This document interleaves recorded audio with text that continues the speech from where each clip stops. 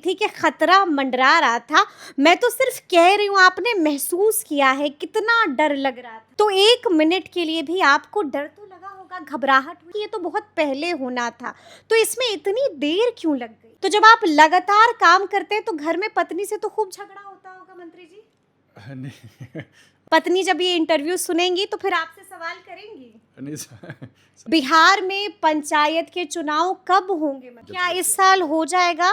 लेकिन बहुत मुमकिन है कि टल जाए। कर पाइएगा? बांकीपुर कैसे कैसे हार गए। नमस्कार, हमारा नाम है समरीन और आपने देखना शुरू कर दिया है खबर अनफिल्टर्ड। देखिए, कहा जाता है कि मुद्दई लाख बुरा चाहे तो क्या होगा, वही होगा जो मंजूरे खुदा होगा। देखिए, आप अच्छी तरीके से जानते हैं कि चर्चा में लगातार बने हुए थे दीपक प्रकाश जी और कहा जा रहा था कि उनकी कुर्सी पर खतरा मंडरा रहा है। लेकिन बीते दिन बड़ी खबर आई, आप जानते हैं कि अब दीपक प्रकाश जी एमएलसी बन चुके हैं। तो आइए फिर सीधी बातचीत, बिल्कुल अनफिल्टर्ड बातचीत मंत्री दीपक प्रकाश जी से करते हैं। सबसे पहले खूब बधाई आपको। चलिए, बहुत धन्यवाद आपका।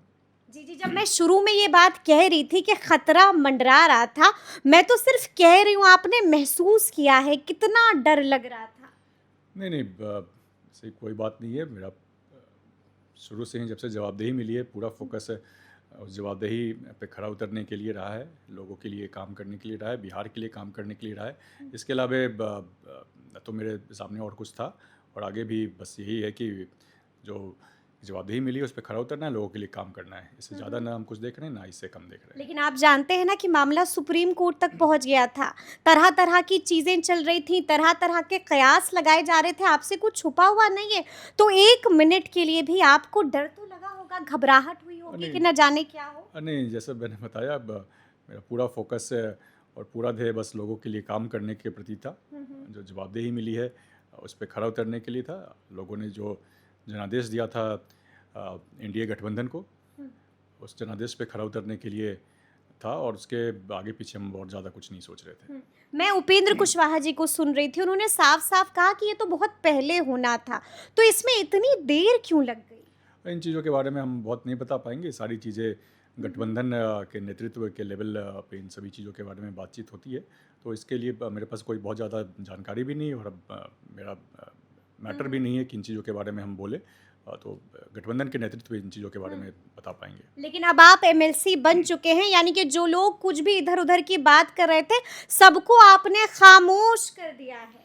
नहीं, ऐसी कोई बात नहीं है। जैसे मैंने बताया, पूरा काम के ऊपर ही फोकस था, आगे भी काम के ऊपर फोकस रहेगा, और इस दौरान भी ऐसे ही था। तो ऐसी कोई बात नहीं है। लोगों के लिए काम करना है, बिहार के लिए काम करना है, तो इसी ध्येय के साथ अब काम कर रहे हैं। और तेजी से काम होगा अब तो?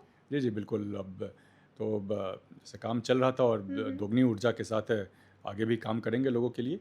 बेहतर करना है। जो माननीय प्रधानमंत्री जी, माननीय मुख्यमंत्री जी के नेतृत्व में जो लक्ष्य तय किया गया है बिहार के लिए, देश के लिए, उसकी प्राप्ति के लिए काम करेंगे। युवा और ज़्यादा से ज़्यादा सशक्त बने। इन सभी क्या चीज़ों बहालियां भी निकलेंगी पंचायती राज विभाग जी जी, में? बहाली अभी चल भी रही है, और भी अन्य पदों के लिए भी बहाली के लिए याचना गई भी है। धीरे धीरे करके सभी पदों पे बहाली भी होनी है। ज़्यादा से ज़्यादा युवा आएंगे, रोजगार मिलेगा, और तमाम अन्य जो भी व्यवस्था है पंचायती राज व्यवस्थाओं के माध्यम से, संस्थाओं के माध्यम से, तमाम चीज़ों के लिए तो काम चल रहा है। काम चल रहा है, लेकिन हम आपको बता दें कि कुछ ही ऐसे मंत्री हैं जिनको हमने लगातार काम करते हुए देखा है, और उस फहरिस्त में एक नाम दीपक प्रकाश जी का भी है। तो जब आप लगातार काम करते हैं तो घर में पत्नी से तो खूब झगड़ा होता होगा मंत्री जी। नहीं। अब परिवार बड़ा परिवार में तो हंस रहे थोड़ा हैं, हाँ। नहीं, परिवार में तो थोड़ा चूंकि अब समय 24 घंटे ही है, उसी 24 घंटे में काम भी करना है, परिवार को भी समय देना है। पत्नी तो को भी लेकिन समय देना है। जी जी, लेकिन उसमें ही बैलेंस बना के चलना पड़ता है। हाँ हाँ। लेकिन प्रायोरिटी हमेशा ही काम रहा है, आगे भी काम ही रहेगा।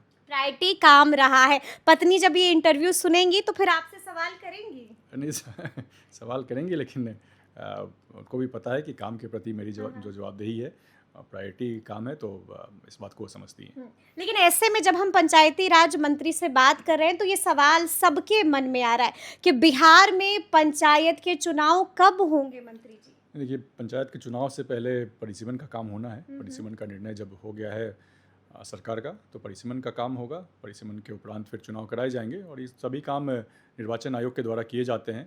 तो इसके लिए टाइमलाइन कमिट करना मेरे लिए संभव नहीं हो पाएगा। निर्वाचन आयोग ही इसके बारे में विस्तार में बता पाएगा, लेकिन विभाग की ओर से जो भी सहयोग दिए जाने की आवश्यकता है निर्वाचन आयोग को, सभी संभव सहयोग दिए जा रहे हैं और पूरी कोशिश रहेगी कि परिसीमन का काम जल्द से जल्द पूरा हो, उसके उपरांत चुनाव कराए जाएंगे। लेकिन परिसीमन के काम में लगभग कितना समय लग जाता है? इसमें टाइम, जैसे मैंने बताया, निर्वाचन आयोग के निर्देशन में काम होना है, तो टाइमलाइन सीधे मेरे लिए कमिट करना संभव नहीं होगा। निर्वाचन आयोग ही इस पे बता पाएगा, लेकिन विभाग की ओर से हर संभव कोशिश रहेगी कि समय पे पूरा हो। चुनाव तो ऐसे भी बहुत ज़रूरी होता है, समय पे होना लोकतंत्र में, लेकिन चूंकि पहले परिसीमन होना है, उसके उपरांत ही चुनाव कराए जाने हैं और निर्वाचन आयोग को कराना है।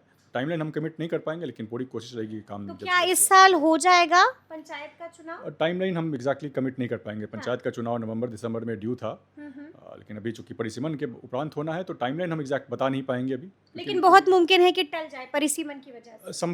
संभव है कि टल सकता है, लेकिन शायद ना भी टले। लेकिन क्योंकि कोशिश की जा रही है कि अगर समय पे काम परिसीमन का हो जाता है, तो अभी फोकस ये है कि जल्द से जल्द पूरा किया जाए परिसीमन, उसके उपरांत चुनाव कराए जाने। लेकिन टाइमलाइन के ऊपर अभी हम कुछ भी कमिट नहीं कर पाएंगे। नहीं कर पाएगा। बाकीपुर कैसे कैसे हार गए बीजेपी वाले? उसमें एनडीए को बड़ा झटका। नहीं, जी, उसमें जहाँ कहीं भी कमी रही है, नेतृत्व उसकी समीक्षा कर रहा है एनडीए गठबंधन का। समीक्षा के उपरांत जो भी कमी पाई जाएगी, निश्चित तौर पर गठबंधन के लेवल पे काम करना हो या सरकार के लेवल पे काम करना हो, उन सभी कमियों को दूर किया जाएगा। कमियों को दूर किया जाएगा। तो सुना आपने कि मंत्री दीपक प्रकाश जी ने क्या कुछ कहा है। तो फिर ये पूरी बातचीत और ये पूरा वीडियो आपको कैसा लगा है, कमेंट करके हमें ज़रूर बताइएगा। तो ऐसे तमाम अपडेट्स के लिए बिल्कुल ऐसे ही हमारे साथ बने रहिएगा और देखते रहिएगा खबर अनफिल्टर्ड। यदि अब तक आपने हमारे चैनल को सब्सक्राइब नहीं किया है, तो फिर झटपट कर लीजिएगा और फेसबुक पर भी हमें फॉलो करना हरगिज़ नहीं भूलिएगा। बहुत शुक्रिया आपका।